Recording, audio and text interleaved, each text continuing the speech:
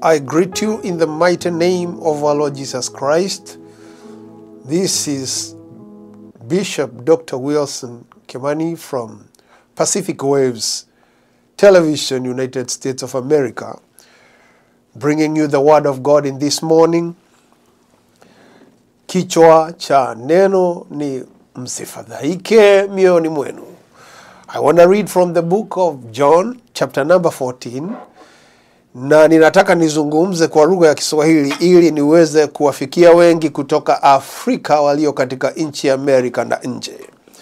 Neno la Bwana linasema katika Yohana 14 mstari wa kwanza, msifadhaike mioyoni mwenu, mnamwamini Mungu, niaminini nami pia.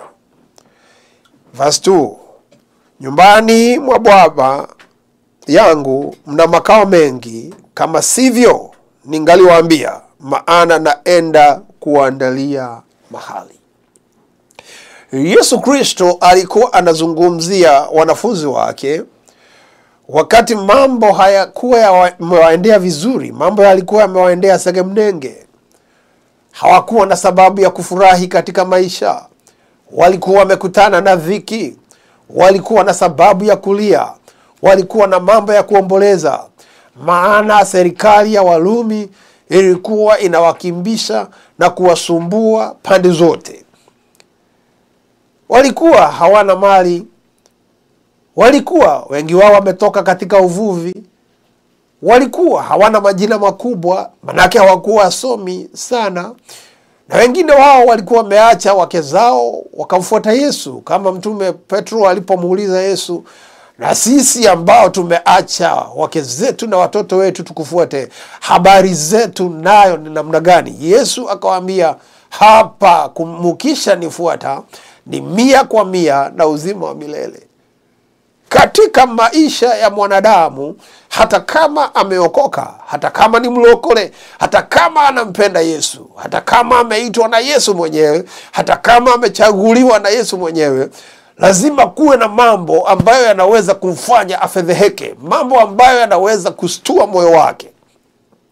Nomu hakaukona maudu makumakia goro yake. Nomu hakaukona maudu megutuma athitoke, agena umereru, agena ihoru, agena kieha, etigire. Na Mwathani ni amenyete maudu maya tondu one na arutwo wake bado walifadhaika, bado walihangaika, bado waliteseka katika mioyo yao, because they did not know how it will be tomorrow. Na ndio maandiko inasema haijafunuliwa jinsi itakavyokuwa, lakini jinsi inavyojua ni kwamba atakapofunuliwa tutafanana pamoja na yeye. Kuna mambo ambayo katika maisha yetu hayajafunuliwa mwanadamu, na mambo haya ambayo hayajafunuliwa mwanadamu humfanya moyo wake ufedheheke, manake hajui kesho yake. Hajui kesho yake. Hapa hivi ninavyozungumza, ninazungumzia mtu ambaye hajui kesho yake.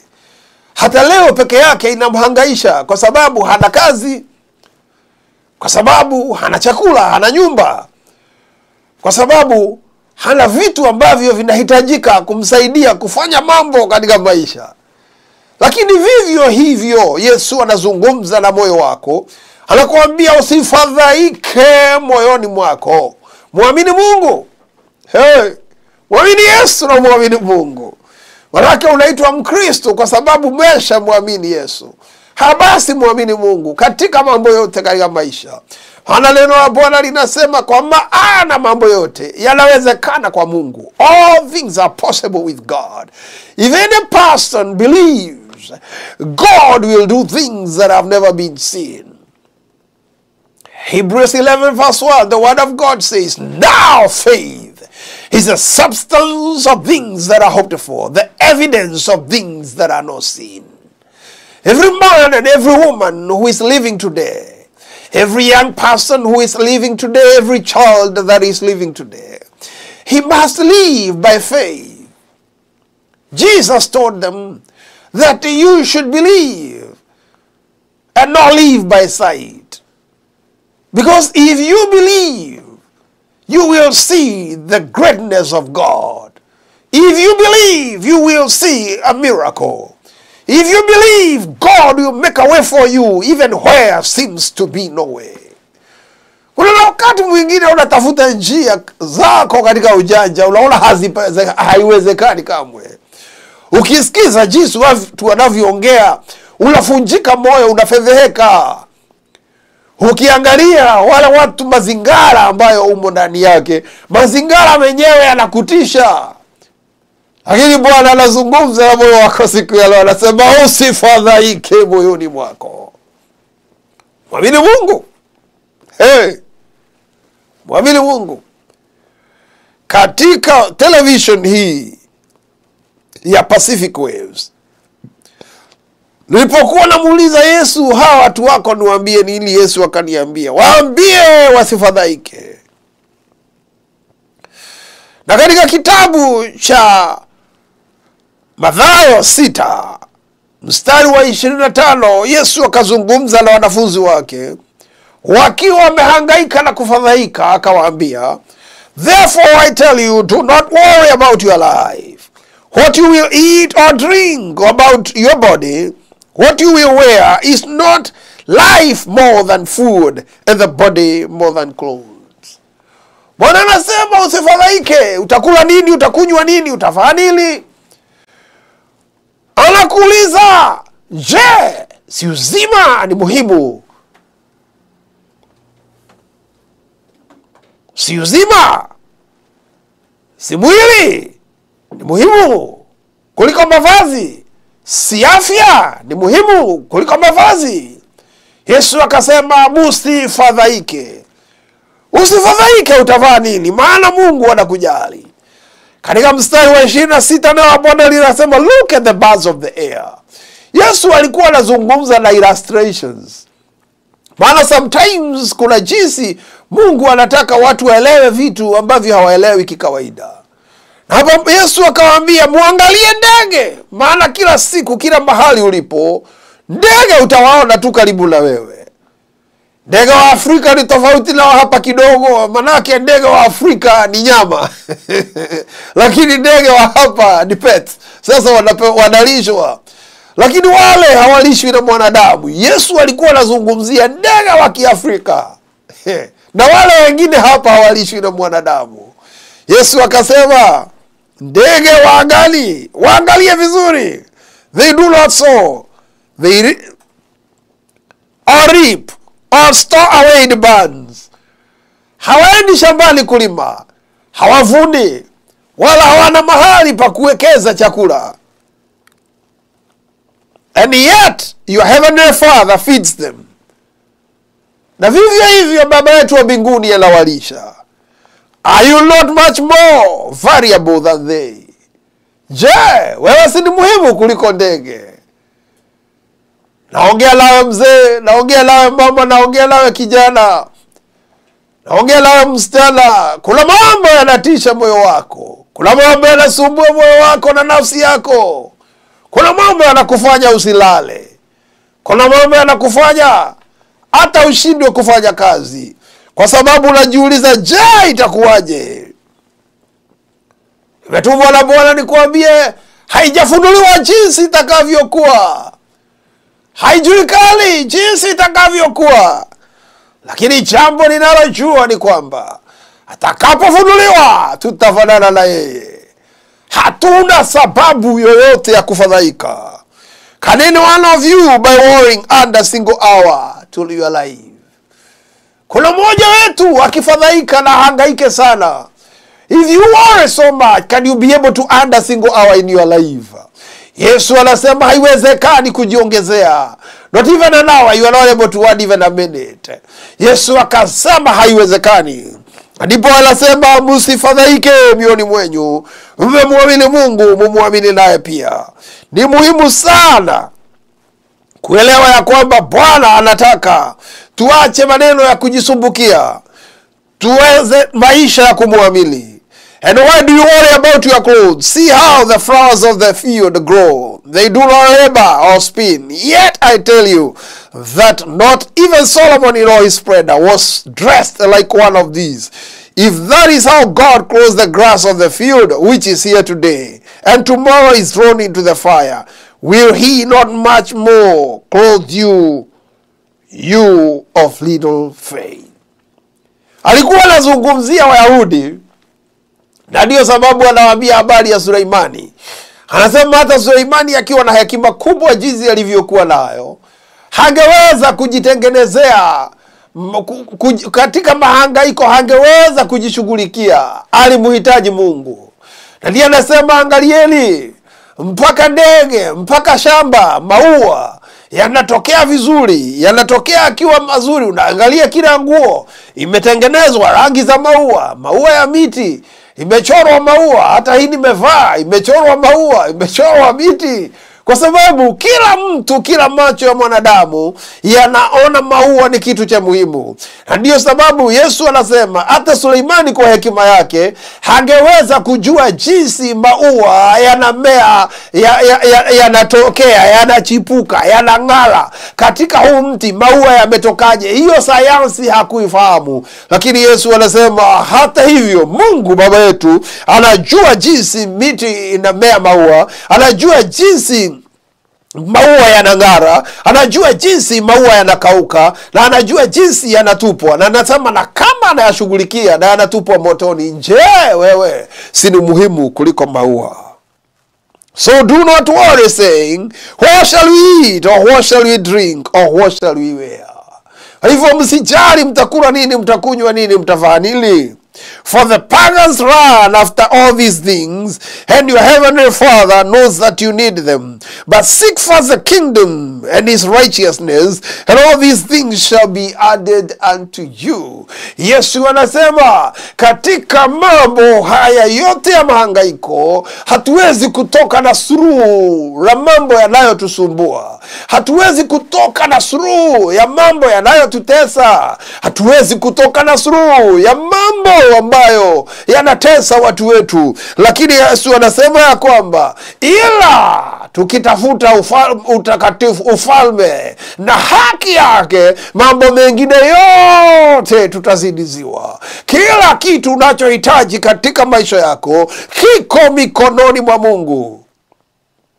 Kila kitu unahitaji katika nyumba yako na ndoa yako kiko mikononi mwa Mungu. Vile vikaratasi unavyohitaji kwa maisha yako ya kufanya kazi na chochote kile viko mikononi mwa Mungu. Mke mwema, mume mwema ni kipawa kutoka kwa Mungu.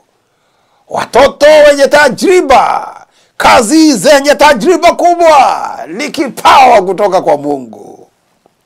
Kazi nzuri zenye heshima na mshahara mzuri ni kipawa kutoka kwa Mungu. Hakuna jambo ambalo Mungu anaweza kulitazama likamshinda. Hakuna jambo ambalo humpita Mungu nyuma. Nothing. There is nothing that is hidden from God. God knows everything. God sees everything. God understands everything beyond all human understanding. And so the Lord is telling you, seek first the kingdom. Because in life, people, when they are troubled, when people are worrying, they forget about God. They forget about the ability of God. They forget about the power that brought them to the United States of America. They forget about the power that gave them visa. They forget about the power that has maintained them here. They forget about the power that feeds them. They forget about the power that gives them life. They forget about the power that gives them health. And so people worry about tomorrow, and so they don't even have time with God. No time to pray. No time to go to church. No time to worship. The God you used to worship, you have forgotten him. Mungu uliabudu ushamsahau. Hapa Bwana anasema ya kwamba usimsahau Mungu. Kwa sababu ni yeye anakupa nguvu za kupokea utajiri. Unajua hakuna utajiri bila nguvu ya kupokea. Kuna watu ambao walipata mali lakini mali ikakimbia. Maana maandiko yanasema pesa na mali huwa na mabawa. Pesa na mali na mabawa. Kwa hivyo ina wakati inaburuka. Sababu ni mabawa, inaburuka, ina fly. The world flies like a bird because it has feathers.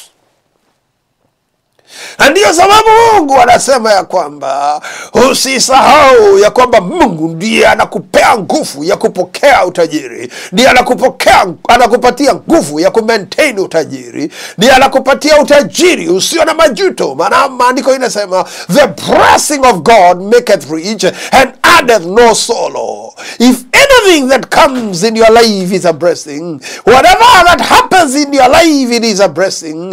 It will never bring sorrow to your life.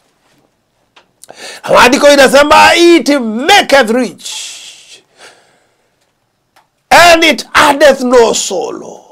The blessing of God. The blessing of God. Whatever you need in your life is a blessing of God. Whatever you need today is a blessing of God. Whatever you need tomorrow is a blessing of God.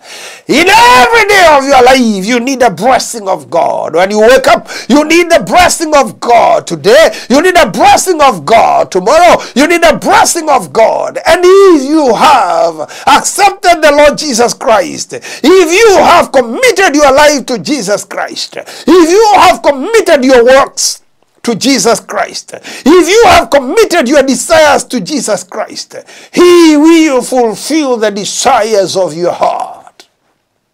And so He said, seek ye first the kingdom of God and its righteousness, and all things shall be added unto you.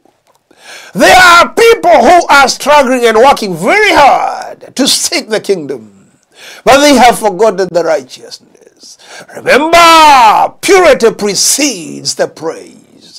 Oh, that is why God cannot work without holiness. For without holiness, no one shall see God.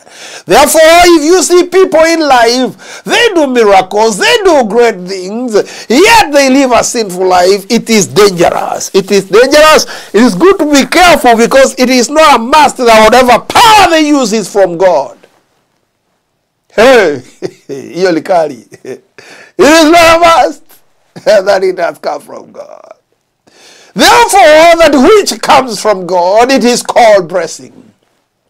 And God blesses the people who have chosen to walk right with Him. People who have chosen God. People who fear God. People who walk with Him. People who believe in Him. People who fear Him. In the book of Malachi, chapter number 3, the Bible says, and those people who fear the Lord, they were gathered, and they spoke to one another, to speak to each other, and the Lord was reasoning. And the Lord said, write their names in memorial book of life. Whatever things we do in life, God is very observant. God is very keen.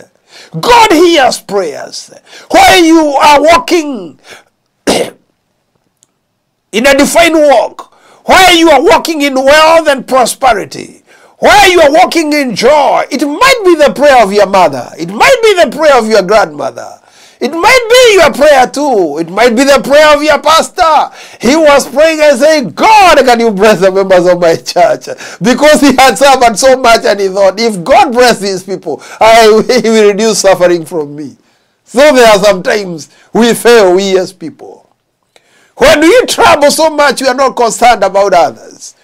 But we should always remember, life is not all about us. Life revolves about others. Ukifa, ni daktari atasema umekufa. Utakuwa umepelekwa hospitali na mtu. Utatibiwa na mtu. Ukikufa utazikwa na mtu. Mtu ndiye atamwaga mchanga. Hakuna siku utaondokea mtu katika maisha. Hata kama utasema uchomwe, utachomwa na mtu. Hata kutatafutwa pasta ama hata kutafutwa rafiki yako ama jirani yakuzike. Kwa maisha utahitaji watu. Inaweza kuwa ni maombi ya baba yako ila kusaidia. Inaweza kuwa ni maombi ya mama yako ila kusaidia. Inaweza kuwa ni maombi ya rafiki yako ama mchungaji wako. Na ndio Mungu anasema usihangaike moyoni mwako. Umemwamini Mungu. Umemwamini Mungu. Unaweza kuwa leo hauna mali, utakuwa nazo. Unaweza kuwa leo hauna makara, utakuwa nayo. Unaweza kuwa leo hauna furaha, utakuwa nayo. Unaweza kuwa leo hauna mume, utapata. Unaweza kuwa leo hauna mke, utapata. Unaweza kuwa leo ni mgonjwa, Yesu atakuponya. Yesu anasema ya kwamba usifadhaike moyoni mwako. Wacha haja zetu zote zijulikane kwa Mungu. Maana haja zetu akisha zijua, Mungu anaweza kutenda mambo yote. Yasiyowezekana kwa watu wetu, yanawezekana kwa Mungu. Yasiyowezekana na serikali yetu, yanawezekana kwa Mungu. Yasiyowezekana kwa marafiki zetu, yanawezekana kwa Mungu. Yasiyowezekana na Godmother na Godfather, yote yanawezekana kwa Mungu. Therefore Bwana anasema, seek ye first the kingdom of God and its righteousness, and all these other things shall be added to you. Therefore do not worry about tomorrow, for tomorrow will worry about itself. Each day has enough trouble of itself. That is verse 34 of Matthew chapter number 6.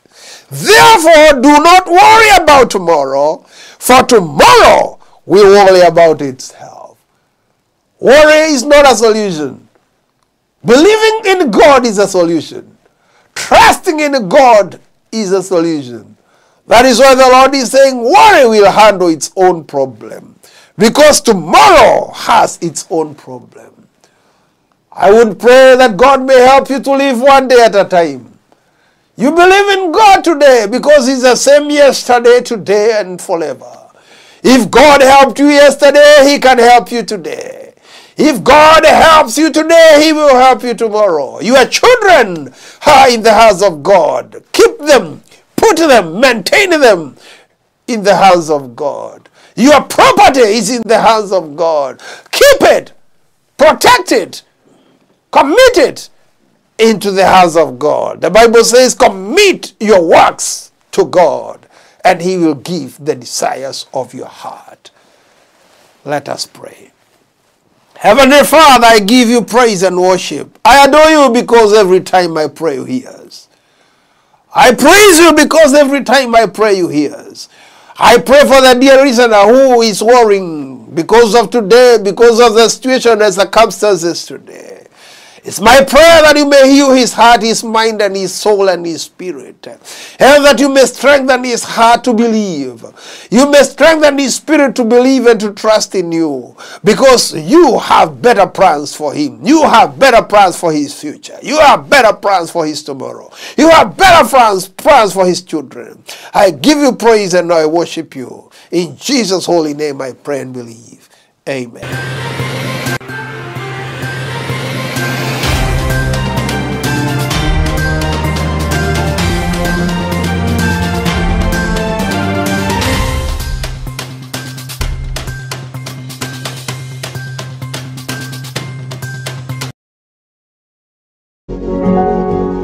You are watching Pacific Waves Television, USA, a place of nourishment.